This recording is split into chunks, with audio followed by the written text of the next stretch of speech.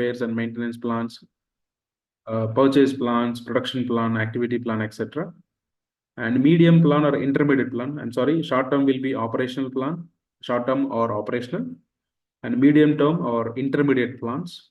These will be from more than 1 year and less than 5 years. So this will be any proposed product and its safety aspects, emergency planning, forecasting, etc. And long-term or strategic plans, these will be for a period of 5, 10, and 15 years and more than that. And here maybe the future expansions or environmental impact assessments, the future opportunities, etc., etc. These are the different types of plans based on the range or duration. Then if you see varieties of plans, again, there are different varieties. Maybe they may be depend on the objectives or based on time or single-use plans or repeated use plans. The types may be different. Maybe based on objective, maybe production or sales plan, financial plan, investment plan, etc. And based on the time, again, the range will comes in short, medium, or long. The single-use plans, the program or projects or any budgetary plans. Then repeated use will be the policies, procedures, rules, and strategies. These are the repeated use plans. Now we'll see what exactly this the strategic plan. This is the key one among all those plannings. We'll see how it works. The strategic in the sense which we use for 5, 10, 15, and more than 15 years. So this strategic planning is formalized for a long-range planning process used to define and achieve the organizational goals in the long term. So if you see nature of this plan, it is long-term planned to fight the future external forces. So external forces in the sense the competitors or the climate change, what is happening, or maybe in part of a price, etc. And it is action-oriented, flexible, dynamic, and forward-looking. Yes, as we've seen, any plan should be flexible. It should be dynamic and also forward-looking. Not for just we make a plan for today. And it deals with the basic questions, and it is a function of top management. So the strategic planning always lies with the top management, the planning, and it become a base for the detailed plans. So detailed plans in the sense sub plans. So the strategic planning will be having a high level plan, which is decided at a board level. To break down this, we'll have multiple sub-plans. And it focuses on energies and the resources. So it is nothing but all the resources which is required for execution of this.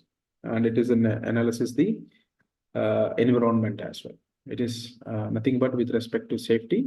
So what is going to be happen for after next 10 years or 20 years or 25 years?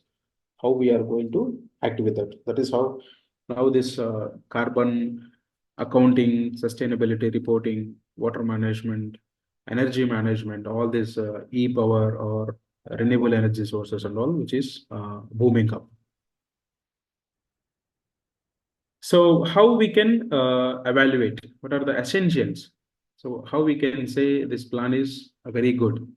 So if you say a profile is very good, we'll see all his education background, we'll see his work experience, we'll see all the skills he's having, whatever the certifications he has done, like our profiles.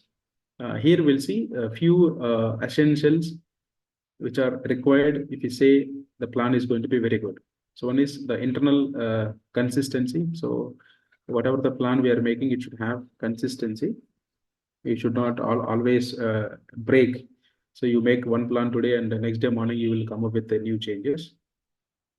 Consistency with the environment in the sense external environment as well as internal environment, and appropriate time horizon. So you have to really define the time boundaries. Then realistic. It is not that ठीक है हवा में बना दिया हो जाएगा करके. No. You always think that whether it is possible in a realistic manner, it can be implemented. Then acceptable degree of risk.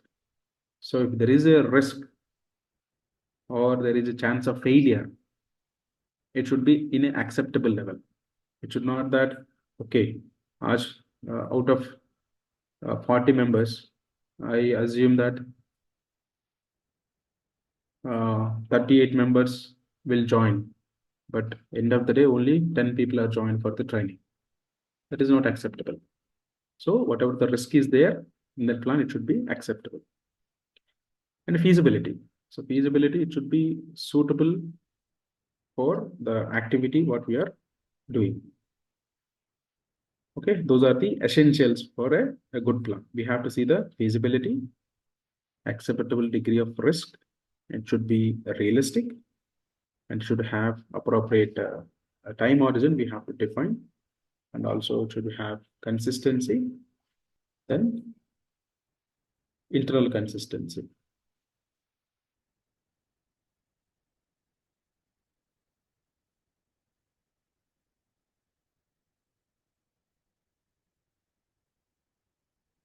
So now we'll see what are the various things which is required for this strategic planning.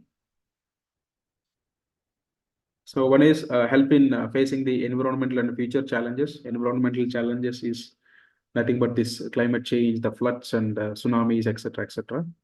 And it provides direction and improved functioning of the departments and exploiting favorable opportunities. So where we can source better material or equipments, technology or methods, etc.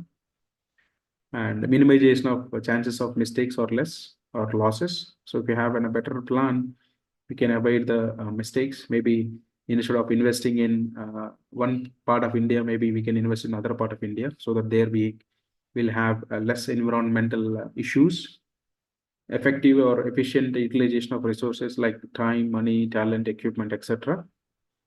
And facilitate coordination and control. So once we have a plan, definitely we know to whom we have to coordinate the things. So if there is no plan, so we don't know to whom we have to ask, to whom, from where we can get the information, and who and all attending that, etc., etc. And competitive strength. Once we have a plan in place, definitely we'll have in strength, or we can feel more secure with the competitors.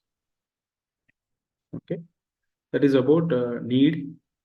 Then the process. So how we can do a strategic planning and what are the various steps we should follow.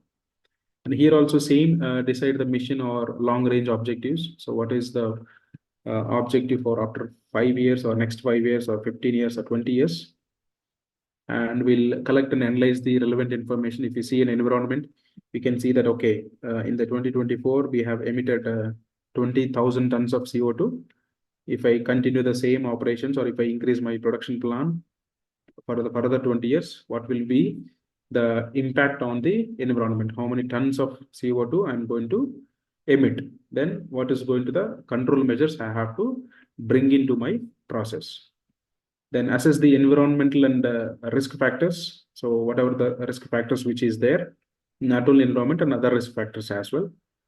And conduct the resource audit. I mean, it is a self-appraisal resource audit in the sense, maybe money, financial resource, even technology resources, even skilled also one of the resource to reduction of these emissions or GHG emissions, greenhouse gas emissions, what I'm emitting. Think of strategic alternatives. So we have to see, is there any other alternative options? Instead of burning petrol or diesel, can I go with any hydrogen, any green materials, so that I can reduce my GHG emissions? Then implement and control. So these are the various steps we have to follow for the any strategic or a long-term plan. Okay, with this, we have done this planning section.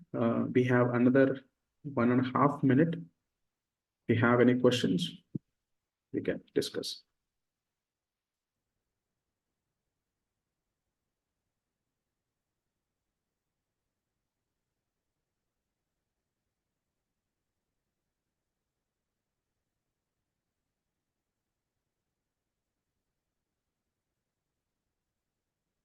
So basically, in the part of examination point of view, in the planning, they may ask you what is the purpose of planning in safety, and different types of plans or varieties of plans or a range of plans. Most of the times I have seen strategic planning is the one concept they asked more. In these 3-4 concepts, you can focus on examination point of view.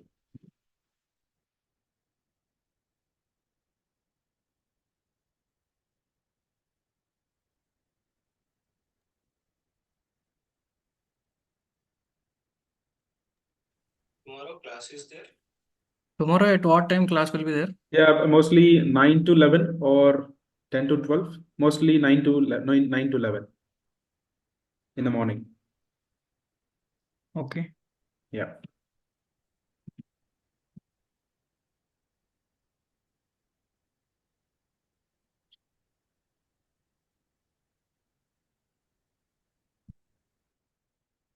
Okay, we have less than a minute.